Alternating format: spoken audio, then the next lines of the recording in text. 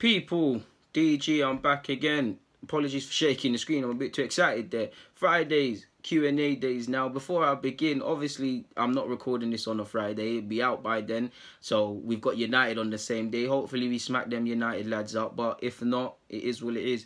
But back to this. Thank you for the questions, people. Thank you. Without this, I can't do it. I'm never going to be a low life asking myself made up questions. If you've got a question, just comment it. It's not hard. If you don't want to comment it, just at me on Twitter, at me on Facebook, get me on Instagram. There's not one way you can't shout me. You can shout me on anything.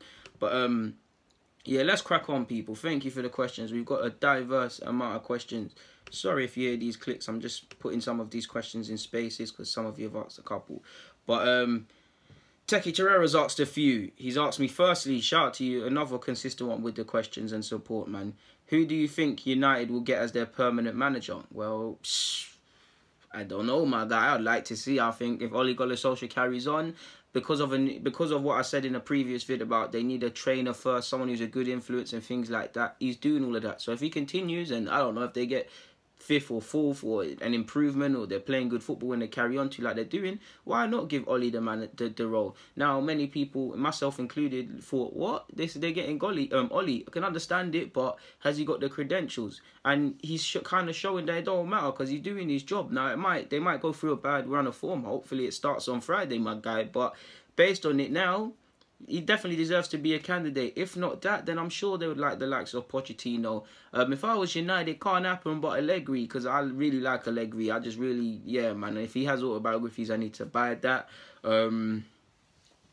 Yeah, man, just someone along them lines. You've seen them linked with Conte, Pochettino, so I can only give you what's they've already been linked with. But if I was United board, or if I was a United fan, I would just want someone, I wouldn't say someone like Ole Gunnar Solskjaer, but someone in the sense of they're a trainer first, manager second, in that, in today's day and age, we can't underestimate how much your relations with players have to be. Back in the days, you could shout at players, you could kind of talk to players in publicly and privately, however much you wanted. Now, because of player power, and players know their worth. If you shout at a player, now many players should just take that on the chin because he's the gaffer, but if you was to shout at a player in front of a group of players, fellow teammates, players, and he's got influence, he's now going to talk to them and he's going to force his way out the club and they're going to conspire against you. Now, football doesn't change, that's always been there, but in terms of how you deal with your relationship with players, some players need to have an arm around them. It makes the difference. So if there's someone that, first and foremost, kind of that Wenger stuff in a sense, so he promotes the best in a sort of player. I'm not saying Wenger, but that sort of stuff. I'm sure you get what I'm getting at. Someone who's a trainer first. Now, a lot of them United players, particularly the defenders, are not good enough. And I'm not saying they don't need to bring in rivals. But buying has been something that United have been doing since Fergie's gone, and it hasn't saved them. So obviously, they need to sign players in positions, but someone that potentially could work with some of the existing players that maybe fans and myself included deem not good enough, players that just need an arm around their shoulder to improve, just downright kind of improving what he kind of has in the side. Obviously, again, he needs to sign players, but someone who can just ultimately work with what he has, just keep the togetherness, work with what he has, and just first and foremost, before you talk about signing players, not necessarily a style of play, but a way of doing things. Does he want United, and attacking football is a given? They should be doing that. So I guess attacking, stylish football, someone that wants to set out these principles way before he's considered signing a player. Again, they need players, but you get the point. So if anyone that ticks them boxes, it would be that, my guy. You've said I've answered that kind of branch of question. Do I think Ole Gunnar Solskjaer is good enough? I don't know, my guy. He has to just keep doing his thing. You've also said, do I think Higuain will be a good signing? I hope not. I mean, Juventus have really made a lot of money, boy, because he was at what, Milan for 6 months. They got 20 million or so from AC Milan on for that loan thing.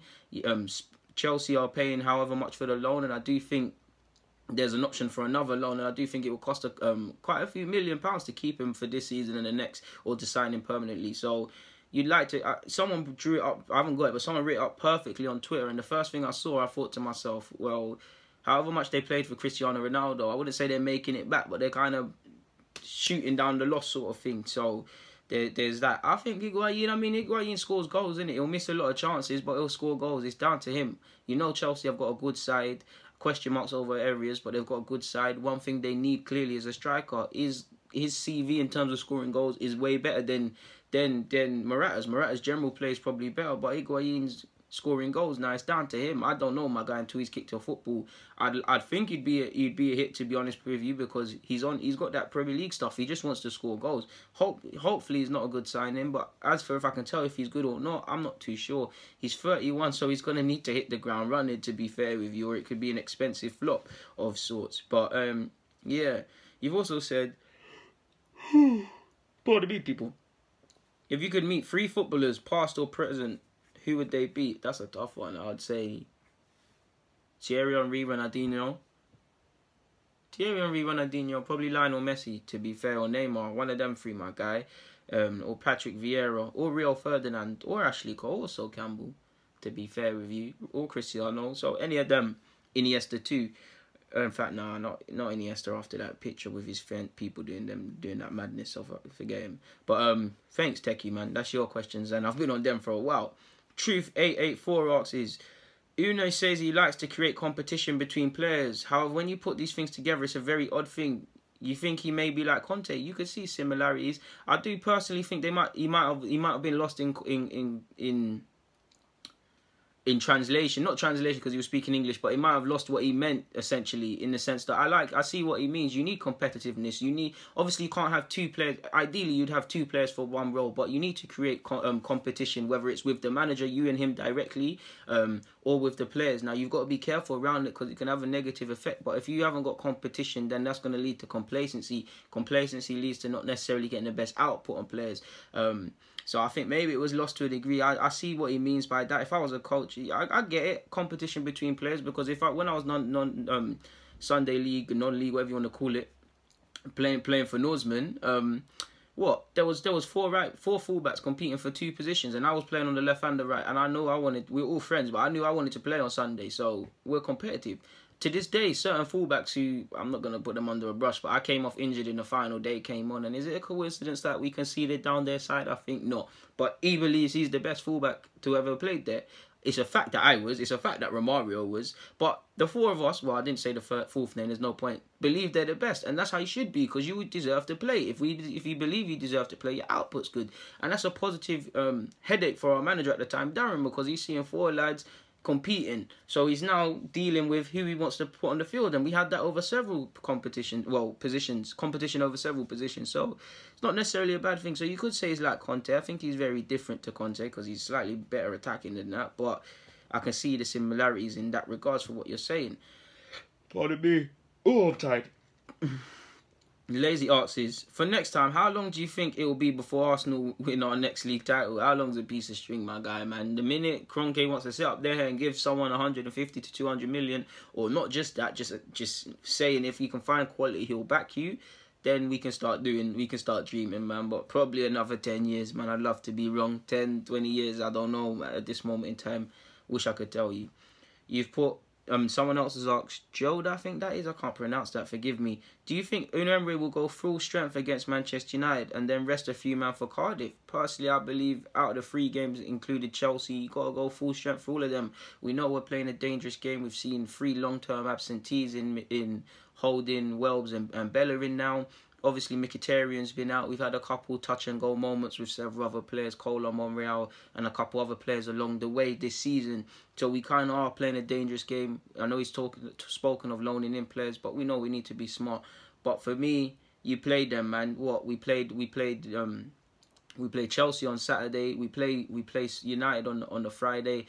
That's enough days rest, man, to go again. Then we don't play Cardiff until, forgive me if I'm wrong, but it's on that Tuesday. I could be wrong. If I'm wrong, then it's even more of a rest. But there's enough time to rest players, man. And I believe, regardless, even if we were to rest players against Cardiff, that team, based on how Cardiff are playing, we should be able to win. And if you can't, there's serious question marks. But I would play my full strength side against United and Cardiff, to be fair with you. There's no way around it. Everybody who deems is his strongest options have to start. Amit asks, DG, do you rate Wan-Bissaka and do you think we could get him? In regards to getting him, probably not, unless we could offer, I don't know, the likes of El Nene and money to try and get it down, or if we could do some installments. He's English, he's playing well, so that's going to come with a premium. I rate him heavy. I would love him at this club, but you're probably looking at, in my head, I'd like to get it done for 40 million, and even that's probably too steep at this moment in time. But in today's market, people can get whatever they want for players, so it looks like it's a myth for Arsenal. So you're looking past 40, to be honest with you. Mr. Will Grigg asks, "Big up yourself. Not seen you for a while in the comments, my guy." He said, "If you were the successor for Mislintat and were able to, and were asked to give names of 4 hidden gems that we should buy, who would you sign?" You put me on the spot, and I can't really give you any names at this moment in time. But I'd sign a deal for, I can't say his name, a deal Torbo. I can't say his name, of Toulouse. That's the first one in my head. I wouldn't say these lot are hidden gems. They're not hidden, like, define a hidden gem, because I'm only a football fan. I'm not looking. I don't get access that these scouts do, so it's tough, man. You put me on the spot with that one, but probably just any vids that you see me doing with players that are young and stuff. I'll just compile a list of them and we'll go from there. But yeah, man, sorry I can't answer your question, and you've definitely come back with a bang. You put me on the spot with that one, man. I wouldn't say he's a hidden gem, but I'd probably take a chance on Derby's Bogle, the fullback. I've taken a shine into him to a degree.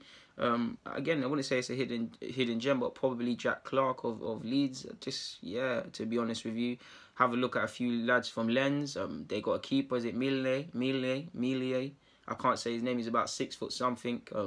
I made a video about him. He's not an under-17s French international. He's under-19s, and he's about 6 foot plus. Monaco tried to buy him. That would be someone I'd go for, my guy, to be fair with you. Yeah, man. Hopefully I've answered your question. Asger Wagner's asked me, "Big up yourself. What do you think of Fabricio Bustos? I feel he has the technical ability and the mental capacity that it takes.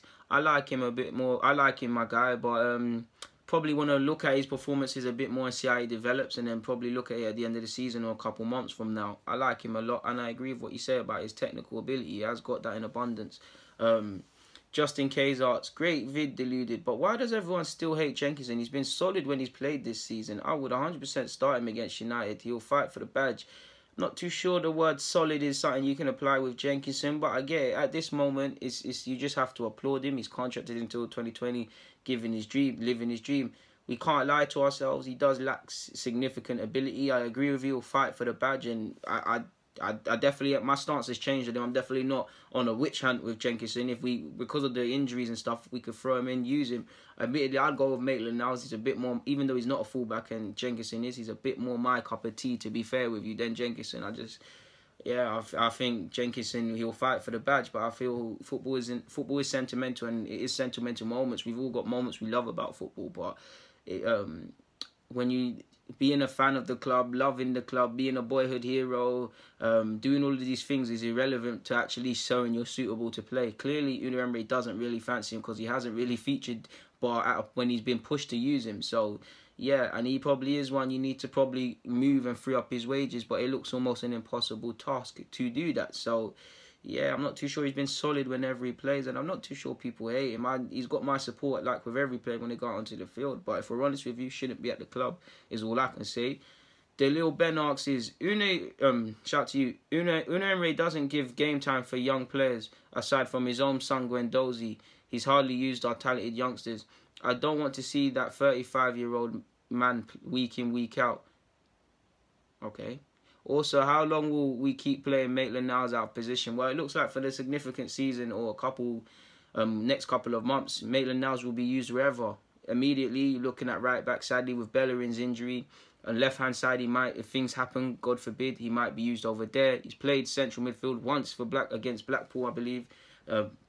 That's probably his thing. He said he wants to be a winger, and he's done all right in a wing-back sort of role when played there, when we've gone free at the back, or even when it hasn't been free at the back, he's done all right there. So it's a bit of a catch-22, because I do believe playing out of position, it gives you experiences. For instance, at fullback, he has to do things quicker. He's receiving the ball at weirder angles. So when he goes into midfield, that can help him in regards to his anticipation. And just damn right, playing, you can't underestimate in any capacity getting Premier League experience with all the fans down your rear, players running past you, different sorts of players, different sorts of teams. Just to be onto the field, every game brings you closer and closer. But I do also believe doing these sort of things, you become the jack of all trades, master of all none. Like I see Maitland-Niles in the same way I see Milner right now, in the sense that I think Maitland-Niles has a lot about him. But if you look at Milner, he's played central midfield in his career, and he's left clubs because of his inability to play there. He's played at full back, he's played on the wings, he can play at left back, and he's a steady, consistent player. And he has been a good player. He's actually been a good young player. He's passed through at 16 to now 32, 33, still playing, still contributing at a top level for a top club in Liverpool, trying to win the league. But if you was to, when Milner calls it a day, if you say, okay, Milner, but beyond that, what's his best role? Or if you was to line him up in his best role, or these roles, alongside other players, he's not going to be in the top 5 or be the best. So you run the risk, and I'm not critiquing Milner, he's had a good career, I'd love to have done that, but I'm just saying you become the jack of all trades, master of none to a degree, so it's catch-22. So in regards to how long, it's until Maitland-Niles can force someone in the midfield. Clearly, I think Unai Emery fancies him, but he doesn't clearly fancy him to the level of Xhaka, who's always in this team. Guendouzi, like you said, is playing more than him. Torreira is Torreira and is clearly better than him. Ramsey's obviously more attacking than him and is going to play when he can. You actually can't discount Joe Willock. I prefer Maitland-Niles, but he's also in the mix to a degree. You've got El Nene, he's a squad player. There's a lot of options around there. So if you're Maitland-Niles, you just want to play football. Of course you want to play in your position. By his own admission, he says he's a central mid. But look at the sheer bodies. Look at the sheer amount of bodies. If you can get game time somewhere else, you would. And if you look at Unai Emery's pecking order, he's probably out of push, maybe 5th. Xhaka starts, Torreira, Guendouzi. Yeah, we can give him 4th. Ramsey, to a degree, yeah, he's 5th. He's 5th in the order. I'd put him ahead of El Nene to a degree. In fact, El Nene's probably ahead of him. And then you've got Joe Willock, who's trying to get in and amongst the mix and probably has to take El Nene's place in the pecking order to kind of break through. So, yeah. Alex Alerks asks, who are your top 5 right-backs that Arsenal realistically should sign in the summer? It's like you lot think I'm sitting down there with a mad book saying fullbacks, 1,000. Left-backs, thousands. Centre-halves, thousands. I don't know, my guy. And Babu, hopefully I've said his name correctly, is someone I'd be looking at. There's a couple of fullbacks in France I've had a look at, but it's like, I don't know, man, people. It's like I've seen a lot of players, but I don't feel comfortable calling for them because I like confirmations, and there's actually a big debate in regards to the confirmation bias. For me to suggest signing players, so it's probably that. What's my man's name? Is it Traore, the Monaco don? Now I don't necessarily believe in him, but I think his contract is running out at the end of the season, and he's a right-sided fullback, so that could be an avenue to look at as well because of the cut priceness. And you've said, who do you think in the next 5 to 10 years will be a better footballer, Rashford or Jadon Sancho? Now, again, I'm not a future teller, boy, but I'll be there to document it, my guy. I really like Jadon Sancho. I've seen the guy develop from his youth days with England and City to now obviously playing for Bundesliga, playing in the Bundesliga for Dortmund, full England international. Rashford's obviously in the short amount of times is admirable what he's done. Considering he's always was close to being released twice from Manchester United to now be the poster boy there, it's quite special. I don't know, my guy, man. I think Rashford's got a lot of ability, but I do think people sleep on it a bit. I think if Rashford can be coached by the right player, can be can be a quality player. I think Sancho's a baller as well. I think he's going straight to the top. I think it'll be close, but my bias is probably going to be with Sancho as much as I rate Rashford, so I'm going to say Sancho, but it's even, man. Rashford could be ahead of Sancho could be ahead of him. It's just down to them. Who could predict the future? If you was to look at some players 10 years ago till now, you wouldn't have thought it. Even look at Iwobi, it's completely different, but Iwobi was close to being released 10 years ago. Another one, 10 years later, played for Nigeria, played at World Cups, signed new deals for Arsenal and things like that. So I'm not too sure. You just got a picture where a lot of players... Where was Harry Kane 5-10 years ago? Obviously, he was at Spurs. In fact, even 5 years ago, really and truly, where was he?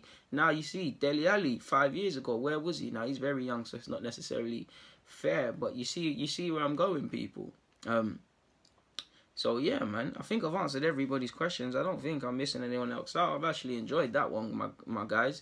All I can do to you lot is say thank you very much for your questions. No question is too complex or too stupid. Big up yourselves, man, because you lot are the blueprint essentially for Deluded. You lot make the content. If you lot didn't ask me these different and diverse questions, I couldn't be sitting here in this spot. And it means a lot that you consistently do things like this, people. So on that note, God bless. All of you stay safe. People, Deluded. That's the Q&A done. Now, depending on when you see this, you could have watched it after the United game or whatnot, but we've got United coming up. Hopefully we thump them. It'll be lovely to beat Chelsea and United in a week, within a short space of time, better yet. Obviously we've got Cardiff, and then you got the big one against City. So we'll see how it goes. Or is City before Cardiff? I don't know at this point in time, but I'm gonna get out of here, people. Deluded. Stay safe. Stay deluded. I'm out.